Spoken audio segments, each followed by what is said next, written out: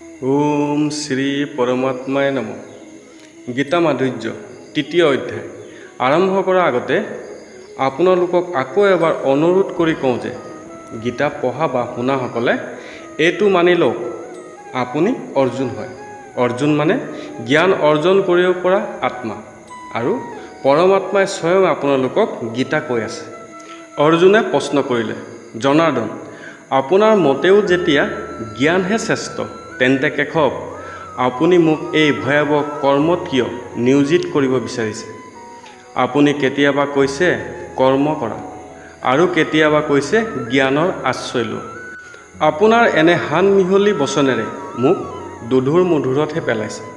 গতিকে নিশ্চিতভাৱে মোক এনে এটা কথাহে কওক, যাৰ দ্বাৰা মোৰ কল্যাণ হয়। ভগৱানে ক'লে, নিষ্পাপ অৰ্জুন, এই মনুষ্যলোকত পূৰ্বতে মোৰ দ্বাৰা দুবিধ নিষ্ঠা কথা কোৱা হৈছে। তাৰ সংযোগীসকলৰ নিষ্ঠা জ্ঞান যোগেৰে আৰু যোগীসকলৰ নিষ্ঠা কৰ্মযোগেৰে হয়। অৰ্থাৎ জ্ঞানযোগ আৰু কৰ্মযোগ দুয়োৰে একেই সমবুদ্ধিৰ প্ৰাপ্তি হয়। সেই সমবুদ্ধিৰ প্ৰাপ্তিৰ বাবে কৰ্ম কৰাটো জৰুৰী হয়নে? হয়, কৰ্ম কৰাটো জৰুৰী, কিয়নো কৰ্ম আৰম্ভ নকৰাকৈ কোনো নিষ্কৰ্মতা প্ৰাপ্তি কৰিব নোৱাৰে, নাইবা কৰ্ম ত্যাগৰ দ্বাৰা সিদ্ধিও পাব নোৱাৰে। ইয়াৰ অৰ্থ হ'ল, তেনে সমবুদ্ধি বা সমতা প্ৰাপ্তি কৰ্ম আৰম্ভ নকৰিলেও নহয় আৰু কৰ্ম ত্যাগৰ দ্বাৰাও নহয়। কৰ্ম ত্যাগৰ দ্বাৰা কিয় নহয়? কোনো মানুহে কোনো অৱস্থাতে এক মুহূৰ্তও কৰ্ম নকৰাকৈ থাকিব নোৱাৰে, কিয়নো প্ৰকৃতি গুণেহে স্বভাৱেৰে পৰাধীন প্ৰাণীৰ দ্বাৰা কৰ্ম কৰোৱায়। গতিকে প্ৰাণীয়ে কৰ্ম ত্যাগনো কেনেকৈ কৰিব পাৰে? যদি কোনোবাই মনে মনে বহি থাকে, একো নকৰে, তেন্তে ই কৰ্ম পৰিত্যাগ কৰা নহ'লনে? নহয়। যিজনে মনে মনে বহি থাকি, অৰ্থাৎ ইন্দ্ৰিয়বোৰক অকল বাহিৰত বাধা দি ৰাখি মনেৰে বিষয় চিন্তন কৰি থাকে, তেন্তে তাৰ এই মনে মনে বহি থকাটো কৰ্ম ত্যাগ নুসূচায়। বৰং সেই মূৰ্খ বুদ্ধিৰ লোকজনক এই মনে মনে বহি থকাটো মিথ্যাচাৰে হয়।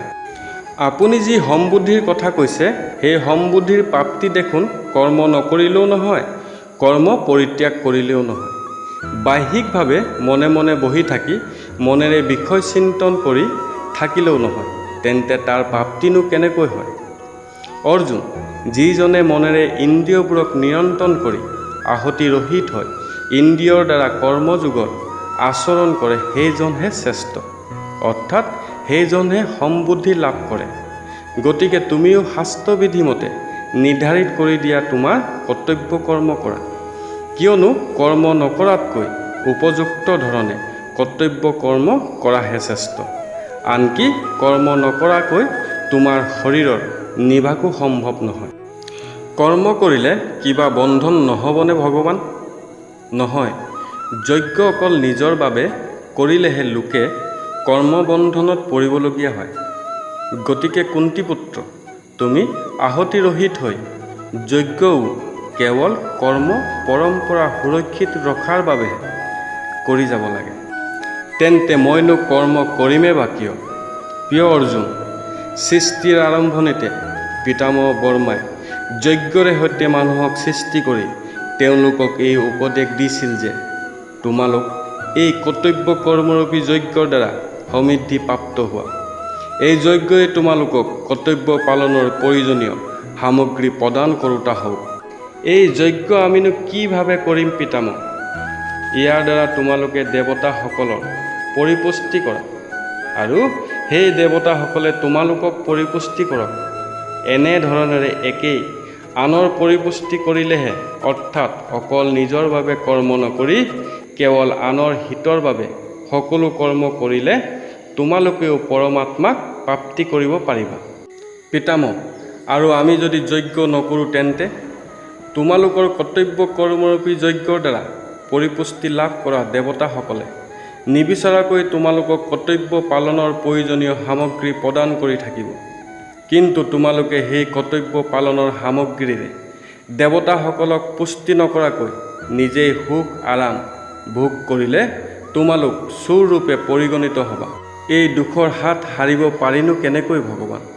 প্ৰিয় অৰ্জুন, কেৱল আনৰ হিতাৰ্থে কৰ্তব্য কৰ্ম কৰিলেহে যজ্ঞৰ শেষৰ ৰূপত সমতা অনুভৱ হয়। সেই সমতাৰ অনুভৱ কৰা শ্ৰেষ্ঠ লোকসকল সকলো পাপৰ পৰা মুক্ত হয়। কিন্তু যিসকলে কেৱল নিজৰ সুখ শান্তিৰ বাবেহে সকলো কৰ্ম কৰে, সেই পাপীসকলে তো কেৱল পাপহে অৰ্জন কৰে। ভগৱান, আপুনি এইমাত্ৰ কৰ্তব্য কৰ্মৰ বিষয়ে বৰ্মাৰ আদেশৰ কথা বৰ্ণনা কৰিলে, কিন্তু কৰ্তব্য কৰ্মৰ বিষয়ে আপোনাৰ বক্তব্য কি? এই বিষয়ে মোৰ বক্তব্য এয়ে যে সৃষ্টিচক্ৰ সঞ্চালন হেতু কৰ্তব্য কৰ্ম কৰা আৱশ্যক, কিয়নো সকলো প্ৰাণী অন্ন পৰাহে উপজে, আৰু অন্ন বৰ্ষাই উপজে। বৰ্ষা যজ্ঞৰে হয়, আৰু যজ্ঞ নিষ্কামভাৱে কৰা কৰ্মৰ দ্বাৰাহে হয়। কৰ্তব্য কৰ্ম কৰাৰ বিধি বেদে কৈ দিয়ে, আৰু বেদৰ প্ৰকাশ পৰমাত্মাৰ পৰা হয়। গতিকে সৰ্বব্যাপী পৰমাত্মা যজ্ঞত নিজে বিদ্যমান থাকে, অৰ্থাৎ পৰমাত্মা প্ৰাপ্তি কৰ্তব্য পালন কৰিলেহে হয়। গতিকে সৃষ্টিচক্ৰৰ সুৰক্ষাৰ বাবে নিজ নিজ কৰ্তব্য পালন কৰা মানুহৰ বাবে বৰ জৰুৰী। যদি কোনোবাই এই সৃষ্টিচক্ৰৰ সুৰক্ষাৰ বাবে নিজ কৰ্তব্য পালন নকৰে, তেন্তে কি হ'ব? পাঠ: এই সৃষ্টিচক্ৰ পৰম্পৰা সুৰক্ষিত ৰখাৰ বাবে কৰ্তব্য কৰ্ম নকৰে, তেন্তে ইন্দ্ৰিয়ৰ দ্বাৰা ভোগ উপভোগ কৰা আৰু পাপময় জীৱন যাপন কৰা সেইজন লোকৰ এই সংসাৰত জীয়াই থকাটো ব্যৰ্থ, অৰ্থাৎ তাৰ মৰি যোৱাটোৱেই ভাল।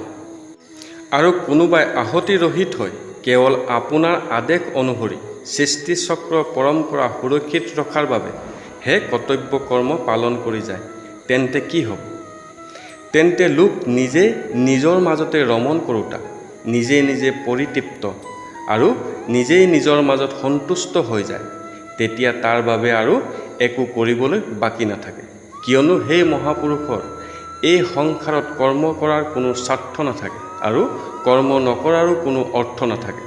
লগতে কোনো প্ৰাণীৰ সৈতে তাৰ কোনো স্বাৰ্থ সম্পৰ্কও নাথাকে। ভগৱান, ময়ো তেনে হ'ব পাৰোঁনে? হয়, তুমিও তেনে নিশ্চয় হ'ব পাৰা। নিৰন্তৰ আহতি ৰহিত হৈ তুমি ভালকৈ নিজ কৰ্তব্য পালন কৰি যোৱা, কিয়নো আহতি ৰহিত হৈ কৰ্তব্য কৰ্ম কৰিলে মানুহক পৰমাত্মা প্ৰাপ্তি হৈ যায়। আগতে কোনোবাই আহতি ৰহিত হৈ কৰ্ম কৰিছেনে? আৰু তেওঁলোকে পৰমাত্মাক পাইছেনে? হয়, ৰজা জনকৰ দৰে বহুতো মহাপুৰুষ কৰ্তব্য কৰ্ম কৰিয়েই পৰমাত্মাক লাভ কৰিছে। পৰমাত্মা লাভ হোৱা সত্ত্বেও তেওঁলোকে লোক সংগ্ৰহৰ বাবে কৰ্ম কৰিছে। গতিকে লোক সংগ্ৰহৰ পিনে দৃষ্টি ৰাখি তুমিও নিজ কৰ্তব্য কৰ্ম পালন কৰি যোৱা। সেই লোক সংগ্ৰহনো কেনেকৈ হয়? ই দুই ধৰণে হয়: নিজৰ কৰ্তব্য পৰায়ণৰ দ্বাৰা আৰু নিজৰ বচন বা কথাৰ দ্বাৰা। শ্ৰেষ্ঠ লোকে যি যি আচৰণ কৰে, আন লোকে তেনেধৰণৰ আচৰণহে কৰিব ধৰে। শ্ৰেষ্ঠ লোকে নিজৰ বচন বা কথাৰে যি প্ৰমাণিত কৰে, আন লোকেও তাৰে অনুবৰ্তন অনুসৰণ কৰে। পৰমাত্মা প্ৰাপ্তিৰ ক্ষেত্ৰত আপুনি যেনেকৈ জনক আদি উদাহৰণ দাঙি ধৰিলে, লোক সংগ্ৰহৰ ক্ষেত্ৰত তেনেধৰণৰ কোনো উদাহৰণ আছেনে? হয়, আছে। এই ক্ষেত্ৰত মোৰে উদাহৰণ লোৱাচোন।